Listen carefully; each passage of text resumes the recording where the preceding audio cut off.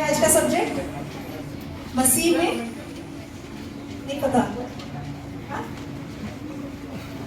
मेरा सब्जेक्ट क्या है?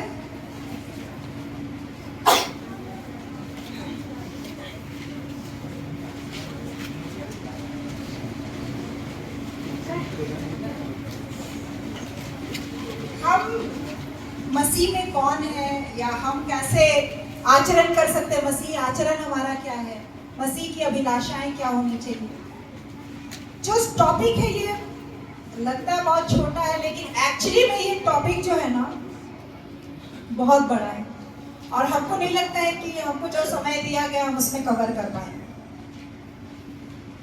लेकिन प्रभु का अनुग्रह है कि जो टॉपिक दिया गया है हम उस टॉपिक में हम जो परमेश्वर ने आपके लिए रखा है, हम जब ये सब्जेक्ट मिला हमको समझ में नहीं आ रहा था कि हम क्या बोलेंगे इस विषय में।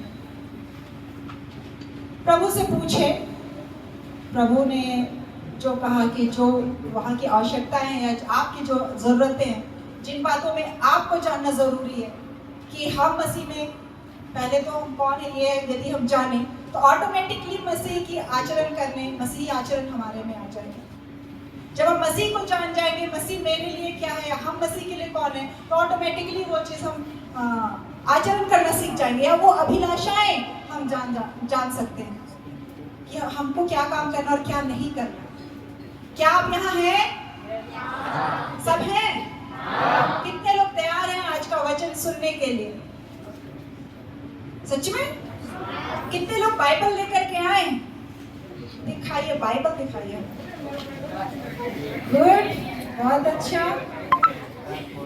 सबके पास एक पर्सनल बाइबल होनी चाहिए सबसे पहला तो ये। अब आप लोग टीनेजर भी पार कर रहे हैं, बहुत लोग टीनेजर में हैं। हर एक का एक अपना पर्सनल बाइबल होना चाहिए। यदि नहीं है, घर में सिर्फ एक ही है, आप घर में बोलिए कि मुझे एक अपना पर्सनल बाइबल दीजिए। और आपको जहाँ इच्छा लगता है कि हाँ ये वचन मेरे लिए महत्वपूर्ण है, तो आप उसको अंडरलाइन कीजिए। बहुत लोग बोलते नहीं ये गंदा हो जाएगा, इसको साफ सुथरा रखना। नहीं भाई, ये साफ सुथरा रखने के लिए नहीं है, पढ़ने के लिए, ठीक है। और सबसे गंदा बाइबल मेरा है। अगर हम मेरा देखिएगा सब तरफ लिखा हुआ है, पिचर कलर किया हुआ इधर उधर, लाइन कोई लाल से, कोई काला से, कोई नीला से। इसलिए नहीं बोल रहे कि उसमें पेंटिंग करना है, लेकिन इसलिए बोल रहे वो आपके लिए कितना महत्वपूर्ण है, वो लाइन, वो आपके लिए वो जरूरी है। सबसे पहली बात, आपका पर्सनल बाइबल होना। नहीं है, आप ले लीजिए, घर से बोलिएगा, अपने गार्जियन को बोलिएगा हमको पर्सनल बाइबल होना चाहिए। दूसरी बात, यदि बाइबल है तो वो सबसे ऊपर के शेल्फ में आप ना रखें, आप उसको निकालें, रोज पढ़ें। कोई किसी का आदत होता है तकिए के पास रख के सोने का, है ना? कोई सोते है क्या? हाँ ना, सोना है रख के, लेकिन पढ़ के सोना है ना? पढ़ के सोना है। और जो उसमें लिखी बातें हैं आपको समझ में नहीं आता होगा, कई लोग शुरुआत भी करते होंगे उत्पत्ति से या मत्ती से शुरू करते होंगे, क्या लिखा है नहीं समझ में आ रहा। हम बोलना चाहेंगे पत्री वचन से शुरू करिए, या प्रेरितों के काम से शुरू करिए, या छोटे बच्चे जो है वो आप नया नियम से शुरू कर सकते हैं, मत्ती, मार्कुस, लूका, यूहन्ना। और जो बाहर पीछे जो बड़े लोग बैठे हैं, आप प्रेरितों के काम से पढ़ना शुरू करिए, कैसे चेलों ने काम करना शुरू किया। और उसके बाद पत्री वचन में जाइए। उसके बाद जो पत्री वचन है, रोमियो है, कोरिन्थ की पत्री है, जितने भी पौलुस ने लिखे हैं, याकूब ने लिखे हैं, यूहन्ना ने लिखे हैं, इब्रानियों की पत्री है, वो पत्री पढ़िए। वो आपको पता चलेगा, वो आपको दिखाएगा कि मेरा क्या आइडेंटिटी है, परमेश्वर में मेरा क्या पहचान है। वो पहचान आज हमको जरूरी है। एक सवाल है, कितने लोगों को ये लगता है कि हम लोग पापी हैं? आप लोग सोचते क्यों भाई? हम लोग तो गिरजे जाते हैं ना। हाँ, अभी भी नेट में हर रोज घर में अपने अपने मंडली में हर रोज किसी ना किसी के घर में तो हो ही रहा है, आप लोग अटेंड कर ही रहे होंगे। फिर ऐसा क्यों लगता है? हाँ, सबसे पहली बात ये है कि हम नहीं जानते, हम वचन नहीं पढ़ते।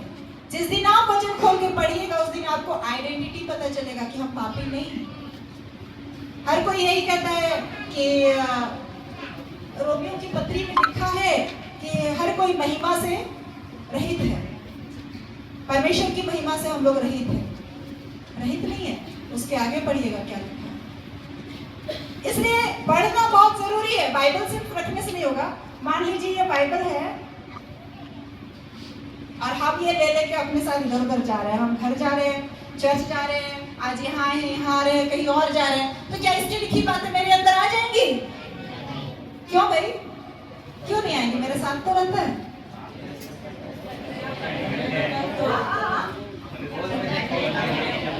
हाँ, जब तक हम इसको पढ़ेंगे नहीं तो हम जानेंगे नहीं, इसलिए इसको पढ़ना जरूरी है।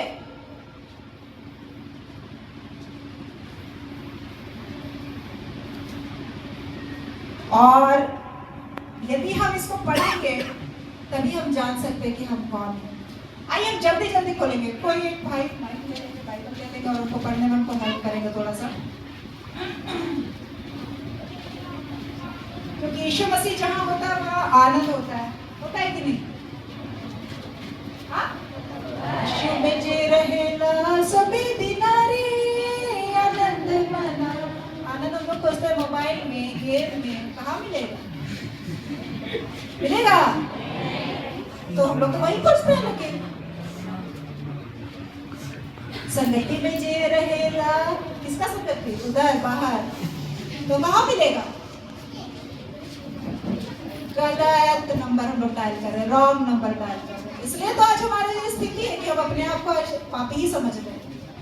आज भी हम अपने आप को उस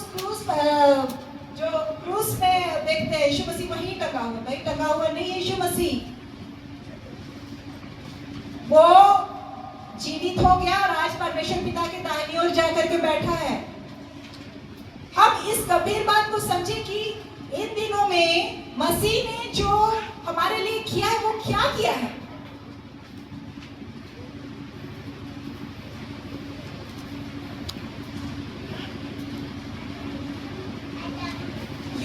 यूहन्ना रचित सुसमाचार 1:12 उसमें लिखता है,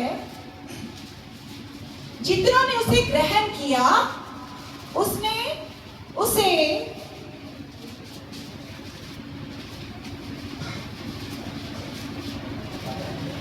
मिला क्या? पढ़ दे। परंतु जितनों ने उन्हें ग्रहण किया उसने उन्हें परमेश्वर की संतान होने का अधिकार दिया, अर्थात उन्हें जो उसके नाम पर विश्वास रखते हैं। क्या लिखा है? संतान होने का अधिकार देगा लिखा है। ठीक से पढ़िए।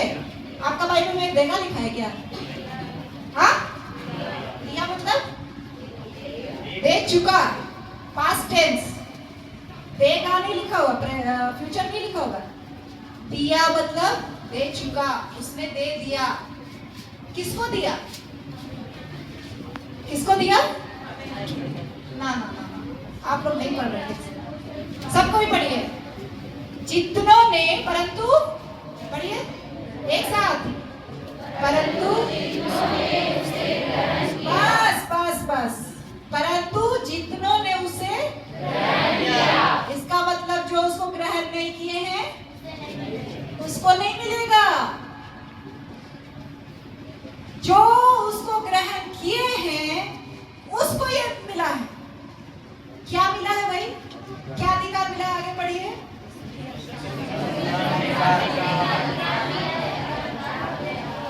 क्या विकास? उसने उन्हें परमेश्वर की संतान होने का अधिकार दिया। क्या अधिकार मिला? परमेश्वर की संतान। इसका मतलब क्या है कि हम कौन है? परमेश्वर की संतान। बेटे और बेटियां हैं। कौन है? बेटे और बेटियां। कोई यहाँ पर गार्जियन है, बड़े गार्जियन? कोई बाहर? हमको अंदर तो नहीं दिख रहे। अच्छा छोड़ दीजिए गार्जियन। आप लोग जब बदमाशी करते तो क्या बोलता है माँ बाप लोग? भाई तुम ऐसा क्या है, आज से तुम्हारा बेटा बेटी नहीं, ऐसे बोलते क्या? आज तुमको खाना नहीं देंगे, घर से बाहर रखेंगे, ऐसा बोलते हैं क्या? क्यों? हम लोग उसके बेटे बेटी है ना, अपने माता पिता के बच्चे हैं, तो क्या वो लोग बोल देते हैं? आप कितना भी खराब काम करके आएंगे बोलेंगे क्या कि तुम आज घर के बाहर सोना? भले डांट पड़ जाए, लात पड़ जाए, जूता पड़ जाए, लेकिन खाना भी मिलेगा और सोने के लिए मिलेगा ना। वचन क्या बोल रहे हैं? जितनों ने उसे ग्रहण किया। यदि आप उसे ग्रहण नहीं करते हैं, उस पर यदि विश्वास हम नहीं करते हैं, तो हम संतान नहीं हो सकते। सबसे पहला बात ये है। तो जब हम उसके बेटे, जब हमारे माता पिता यानी इस पृथ्वी के जो लोग हैं, ये अपने बच्चों को जब इस तरह से प्रेम करते हैं, तो क्या वो परमेश्वर जिसने हमें और इस हर एक चीज को बनाया, क्या वो उसका प्रेम बड़ा नहीं होगा? सोचिए, जब हम उसके बेटे बेटियां हैं, तो क्या बोलेगा? तुम ऐसा गलती किया, आज से तुम मेरा बेटा बेटी नहीं है। इवन जो विश्वास भी करते हैं ना, वो अगर गलती भी कर देता है, तो भी हम उसके बेटे और बेटियां। कितने लोग विश्वास करते हैं कि हम अगर कुछ भी गलत हो गया मेरे से, तो भी हम उसके बेटे और बेटियां हैं, ना कि हम प्रभु पापी हो गए। आज हम इस बात को हम आपको निकालेंगे। रोमियो 3:24।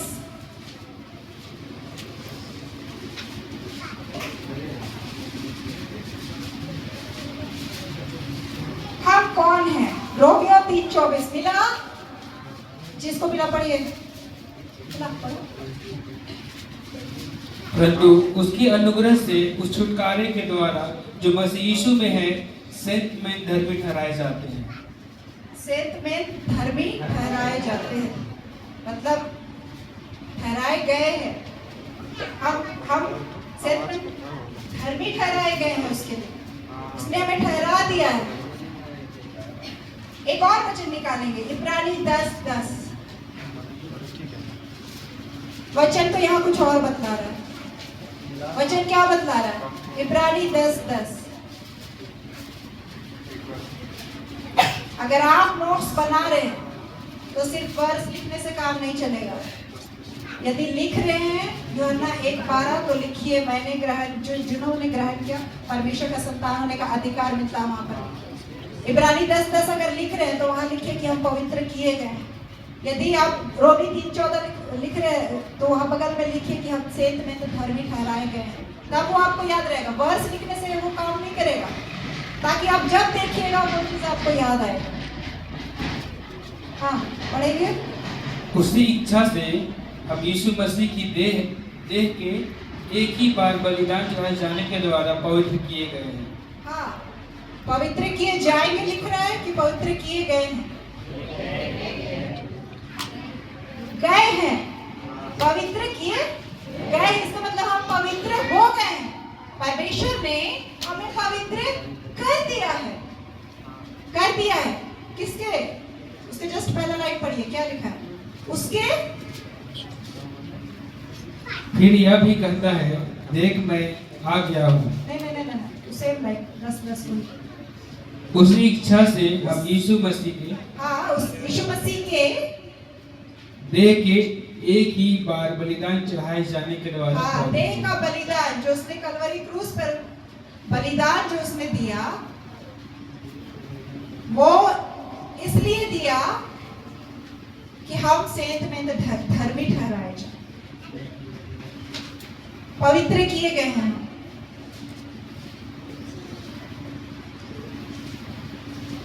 तो ये हमारा आइडेंटिफिकेशन है, क्योंकि देखिए जब तक हम नहीं जानेंगे हम नहीं समझ सकते हैं।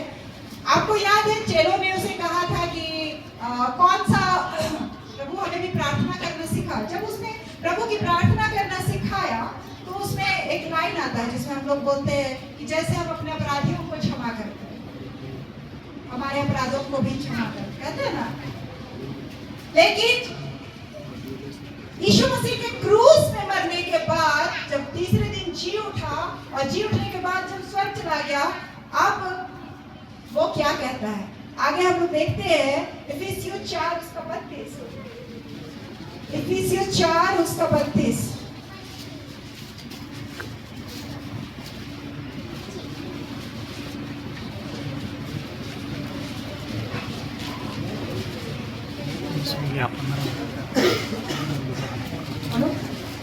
यह भेद तो बड़ा है, पर मैं यहाँ मसीह और कलीसिया के विषय में कहता हूँ।